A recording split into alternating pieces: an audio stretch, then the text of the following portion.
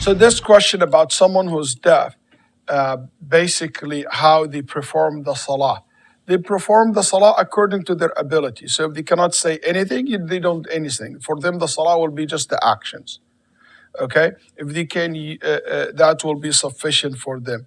If basically the sign language to themselves, they can do that if this is the way how. But sign language is communication, so for them it will be just the actions without saying anything. But maybe inside their heart or their mind, they're thinking about meanings or something like that. That's basically will be the only thing for them. But they're not required to say anything or to use a sign language to communicate or to do Allah subhanahu wa ta'ala to communicate with Allah. Allah would know what's in their heart in this case.